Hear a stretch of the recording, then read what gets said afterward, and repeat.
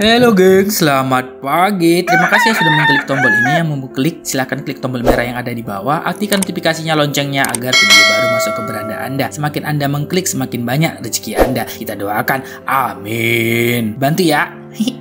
Oke, sekarang kita akan mereview sebuah film yang berjudul Sleeping Beauty, di mana film ini mengisahkan seorang gadis dengan perjuangan yang sangat besar demi menghidupi kehidupannya karena keluarganya membuangnya dan semua orang mengecilkannya. Mari kita tonton filmnya. Ini dia.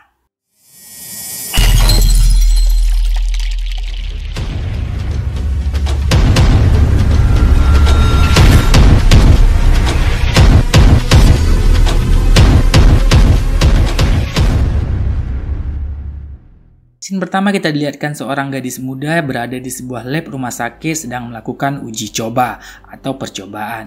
Gadis ini bernama Lucy. Inilah dia gadis yang bekerja paruh waktu di perusahaan, di lab, dan di kafe. Dia bekerja dari malam hingga paginya dia kuliah. Suatu saat dia kerja di perusahaan, seorang menelepon, yaitu ibunya. Ibunya menelepon bukan menanya kabarnya tapi meminta uang kepadanya. Sehingga Lucy pun merasa tertekan karena yang dialaminya selama ini sungguh penuh dengan derita. Akhirnya ia berkata kepada ibunya, "Dari mana kau mendapatkan nomor ini? Aku akan dipecat dari perusahaan ini kalau kau terus menelepon." Tak sampai di situ, dia pun kembali bekerja di kafe tempat dia mencari rezeki.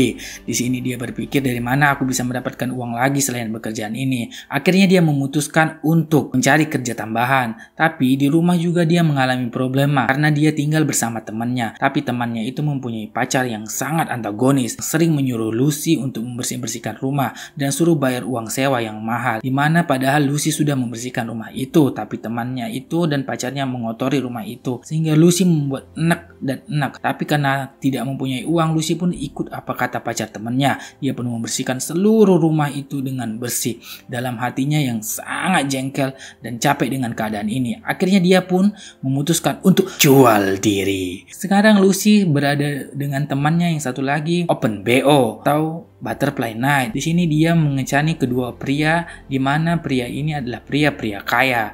Dia pun berkata kepada pria ini, "Lemparlah koin. Siapa yang menang bisa tidur dengan si Lucy." Dengan sigap sang pria pun melempar koin untuk mencani si Lucy. Hanya itu, keesokan paginya di kampus, Lucy menelepon nomor yang ada di koran, di mana di koran tersebut terdapat lowongan kerja. Karena Lucy butuh uang untuk menghidupinya dan Lucy pun menelepon nomor itu agar bisa diterima kerja. Akhirnya Lucy pun diterima kerja. Untuk itu dia pergi wawancara. Di wawancara, Lucy ditanya oleh pewawancara, "Apakah kau masih gadis atau bukan?" Dan Lucy pun menjawab, "Bukan." Sang wawancara bertanya lagi, "Apakah kau menggunakan narkoba?" "Bukan." Di sini dijelaskan bahwa pekerjaan ini pekerjaan pelayan VIP, jadi seluruh tubuh harus dengan sempurna. Lucy pun menjawab, "Saya sangat sempurna." Sehingga itu Lucy disuruh melepaskan bajunya untuk melihat apakah badannya ada yang rusak atau tidak, apakah ada tindih atau tidak, ada tato atau tidak. Lucy pun melepaskan bajunya. Setelah Lucy diterima bekerja, Lucy pun melakukan perawatan agar terlihat cantik karena dia harus melayani tamu-tamu VIP. Dan dia mengabarkan berita gembira itu kepada pacarnya bahwasanya dia diterima kerja di tempat yang baru dengan gaji yang besar. Hari pertama Lucy bekerja pun tiba. Pada malam hari, Lucy dijemput oleh seorang pria yang bernama Josh. Josh ini adalah salah satu karyawan dari tempat Lucy bekerja. Di sini Lucy dijemput dengan mobil mewah Josh, tapi dengan catatan Lucy mengganti nama. Lucy harus diganti nama agar identitasnya tidak diketahui. Sekarang Lucy diberi nama Sarah. Akhirnya Sarah pun dibawa ke tempat kerja di mana dia kerja sebagai pelayan orang-orang kaya. Tapi di hari pertama dia mendapatkan perlakuan yang kurang menyenangkan. Tapi walaupun dia kurang menyenangkan, dia dibayar cukup mahal sehingga Lucy menghitung jumlah bayarannya. Wow, ternyata bekerja seperti itu saja dibayar dengan mahal. Tapi dengan catatan kerja itu tidak setiap hari. Tunggu di telepon baru bekerja. Lucy pun sangat senang melihat uang yang ada di meja bayarannya kerja tadi malam. Akhirnya dia pun tidak percaya dengan apa yang dia dapat. Dia mencoba membakar uang itu, ataukah asli atau tidak, karena uang tersebut begitu banyak. Lucy pun membakar uang itu dengan api dan menunggu. Jika uang itu palsu, maka apinya akan marah, tapi jika itu uang asli, maka apinya akan kecil. Lucy pun terheran-heran melihat api itu. Karena api itu kecil, ternyata uang itu uang asli. Lucy pun di dalam hati berpikir sangat senang karena pekerjaannya tidak berat tapi bayarannya cukup mahal. Keesokan harinya, Lucy pun dijemput bekerja di tempat yang baru bersama bosnya. Lucy yang sudah berganti nama dengan Sarah melihat tempat yang baru takjub-takjub, sangat menakjubkan karena tempat itu berbeda dari tempat dia bekerja sebelumnya.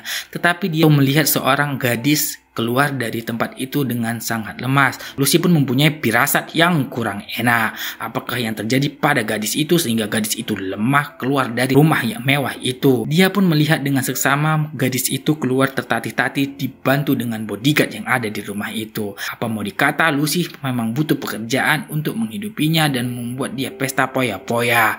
Karena Lucy butuh uang yang sangat banyak, jadi dia tidak memikirkan apa yang dilihatnya, tetap fokus bekerja untuk mencari uang. Di sini sebelum bekerja, Lucy dikasih minum. Ternyata apa di minuman itu Lucy tidak tahu, tapi di minuman itu dikasih obat ajaib, yaitu obat tidur, sehingga Lucy tidak bisa merasakan apapun yang terjadi padanya. Sesampainya dia meminum obat, Lucy pun tertidur dengan nyenyak di tempat tidur, dan sang kakek tua pun mulai beraksi untuk melakukan jeb-jeb kepada Lucy.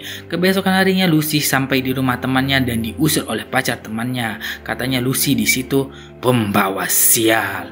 Akhirnya Lucy pun keluar dari rumah itu dengan berkata, "Aku meminta maaf karena selama ini menyusahkanmu." Tapi temannya yang sungguh bucin membiarkan Lucy keluar dari rumahnya, sehingga Lucy pun pergi dari rumah temannya dengan perasaan sedih. Dia pun mencari tempat yang baru, karena tempat yang baru otomatis Lucy membutuhkan uang yang sangat banyak. Makanya dia berpikir harus kerja lebih giat lagi untuk mendapatkan uang membayar tempat tinggal.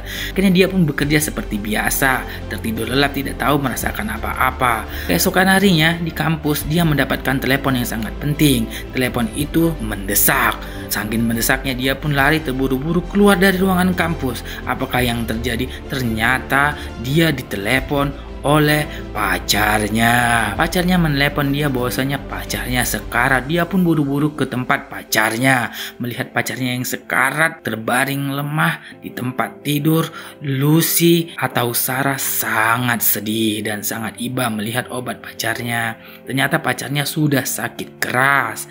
Lucy pun menangis sedih meratapi pacarnya yang sudah sekarat, dan tidak lama kemudian akhirnya pacarnya pun meninggal. Di tempat seremoni pemakaman atau pacarnya meninggal, Lucy bertemu dengan mantannya yang sudah move on dari Lucy. Lucy mendekatkan mantannya dan berkata, "Maukah kau menikah denganku?" Lucy ditolak mentah-mentah oleh pacarnya karena pacarnya sudah mempunyai pacar baru yang bernama Helen. Lucy pun meninggalkan pacarnya dan bekerja seperti biasa.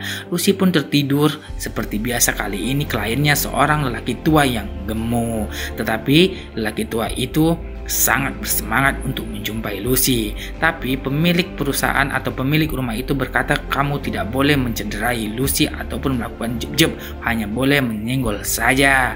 Dan dengan semangat kakek pun membuka bajunya. Tanpa basa-basi dia melihat Lucy tidur. Akhirnya di tempat tidur dengan gagahnya kakek pun mulai mendekati si Lucy. Scene pun berubah. Keesokan harinya sang pemilik rumah membangunkan kakek tersebut. Dia melihat kakek tersebut tidak bergerak dan ternyata kakek tersebut meninggal. Sang pemilik rumah pun merasa bingung kenapa kakek tersebut meninggal dan panik. Dia mengecek lehernya dan tidak ada denyut nadi. Akhirnya sang pemilik rumah pun takut dan bingung. Kakek tadi ternyata sudah meninggal.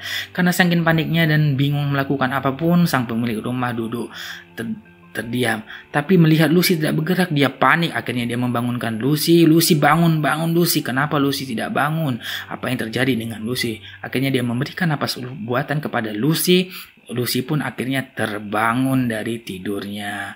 Akhirnya film pun selesai dengan ending kakek yang penuh nafsu meninggal di samping Lucy, dan Lucy pun kebingungan apa yang terjadi kepadanya selama tidur.